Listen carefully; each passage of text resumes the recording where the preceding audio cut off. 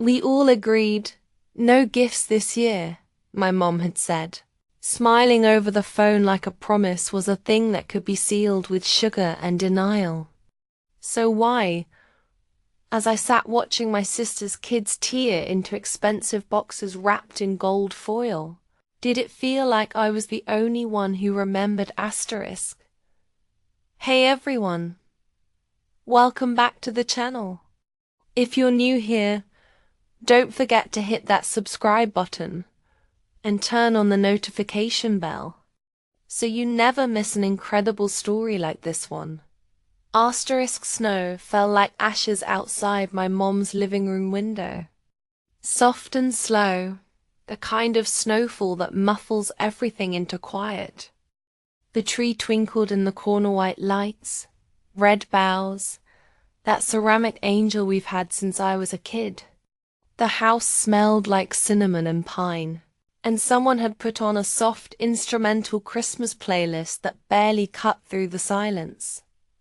I stirred my coffee, watching the cream swirl in slow clouds, pretending I wasn't counting the minutes, pretending I wasn't waiting for something, or maybe dreading it.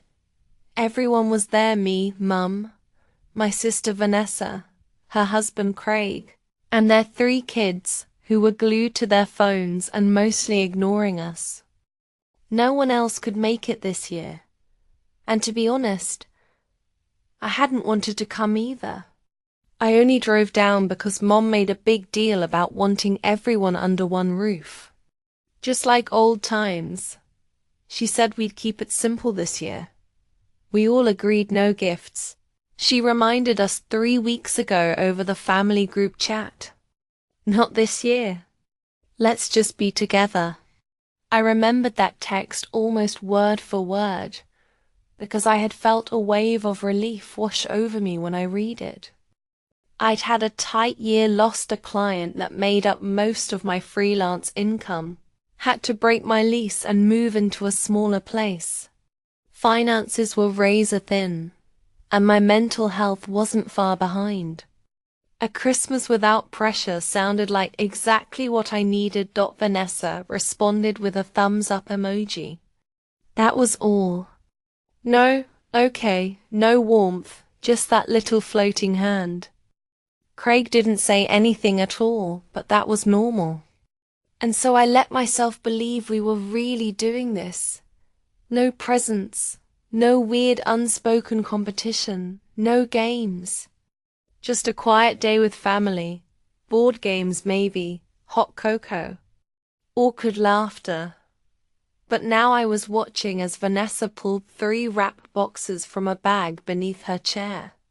And I felt my stomach sink into a slow-burning knot. She didn't look at me as she handed them out to her kids. Didn't say anything like, I know we said no gifts, but no explanation.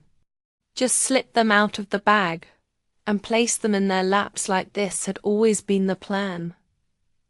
Wait, are those? I asked, trying to sound casual. The youngest one, Mason, had already torn the paper off his and was holding it up, eyes wide. An Apple Watch. Oh my God. Mum, thank you. His sisters followed a beat later, more wrapping paper. More shrieks of surprise, more excitement. Mom didn't say anything at first. She just sat there with a fixed smile on her face, holding her tea like it was a shield. I saw her glance at me, quick and tight, then back at Vanessa. You said no gifts, I said, my voice lower this time, trying not to ruin the moment for the kids, but feeling something twist hard in my chest. Vanessa shrugged, brushing a hand through her perfectly blown-out blonde hair. It's just for the kids, she said. Doesn't count. That's not how that works, I said. We said no gifts, period. They're children, Erin, she said. Her voice clicked. I'm not going to make Christmas miserable just because you're... Because I'm what? Mum cut in. Girls, please. Let's not make a scene. But it was too late. Something was cracking inside me. I tried to push it down, tried to pretend I didn't care, that this didn't matter, but I could feel my face heating, my heartbeat in my ears. The thing is, this wasn't new. It was just the latest page in a long, quiet book of these little betrayals. Vanessa had always played by her own rules, and somehow everyone let her. She could bend the truth, move the goalposts, rewrite the story, and no one would hold her to it, not even our mother. Especially not our mother. When we were kids, she'd lie about eating the last cookie, and I'd get blamed. She'd get to go to that overnight party I wasn't allowed to. She'd crash the car, and I'd be the one driving it home. And now, years later, the game hadn't changed. It had just put on nicer clothes. I hadn't brought anything for anyone. Not a single gift. Not even a card. I had followed the rules. I had taken, we all agreed, seriously. And now here I was, sitting in my mom's living room like some stingy, bitter relative while Vanessa's kids unwrapped tech that cost more than my rent. The worst part? Mom didn't say a word. I watched her face as the kids hugged Vanessa, one by one, still buzzing. She smiled and accepted their joy like it didn't cost anything, like this didn't mean something deeper, like it wasn't a message carved into gift wrap and glossy boxes. Vanessa cares. Vanessa shows up. Vanessa makes Christmas magical. And I brought nothing. I stood up, quietly, and slipped into the kitchen under the pretense of needing more coffee. My hands shook a little as I poured, and I stared out the window into the snow. The backyard looked the same as always, bare trees, the old swing set.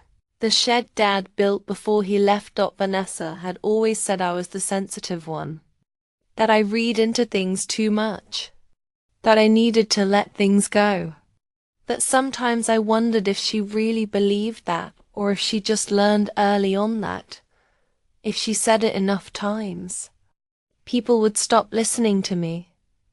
"Hey," Mom said behind me. I hadn't even heard her come in. I didn't turn around. "Hey." She came up beside me, her mug in her hands, the same pale green one she'd had for years. I didn't know she was bringing those. "Sure, I didn't," she said more firmly. "Does it matter?" I finally looked at her. "You're not going to say anything." She just wanted the kids to have a nice Christmas. I wanted to have a nice Christmas too. I just thought we'd agreed on something. "I know. That matters to me." She looked down into her tea, lips pressing into a thin line. "You could have said something. I'm saying something now." She reached out and put a hand on my arm. "Erin, don't let this ruin the day." I wanted to laugh. Ruin the day. Like it hadn't already been chipped at and hollowed out by disappointment. Like it was my reaction that caused the damage, not the lie that came before it. "I'm going to head out soon," I said instead. "Please don't," she said quickly. "Stay for dinner." But I could already feel the gap between me and this family widening. The table would feel colder than it ever had. The laughter would feel like it came from behind a wall. I'd be sitting in that dining room eating overcooked turkey and pretending not to feel invisible. "I'll think about it," I said, and I left her there in the kitchen. I took my coat from the rack in the hallway, walking slowly. The living room was still buzzing. Vanessa now showing her kids how to set up their new watches. Craig hadn't said a word all day, his usual role of quiet observer firmly intact. I caught Vanessa's eye for a second. She didn't look smug. She looked empty, like this was just another thing to check off her list. Like I was a problem to be filed away. Outside, the snow was falling harder now, coating the windshield of my car. I stood there, keys in hand, breathing the cold air like it could reset something inside me. Like maybe, if I stayed out there long enough, the feeling would pass. But it didn't. I didn't drive away, not right then. I sat in the car and stared at the steering wheel, and for some reason, I thought about that Christmas when we were kids. Vanessa had gotten a Game Boy, and I got a sweater. Our mom said it was what we both wanted, but I remembered crying in the bathroom. Even then, the math never added up. Some things don't change. Some things rot slowly from the inside. I stayed until dusk. I didn't go back inside. I watched the lights in the windows blink and twinkle. I watched my breath fog the glass. And when I finally turned the ignition and drove off into the dark, I felt lighter than I had in hours. It wasn't just about the gifts. It was never just about the gifts.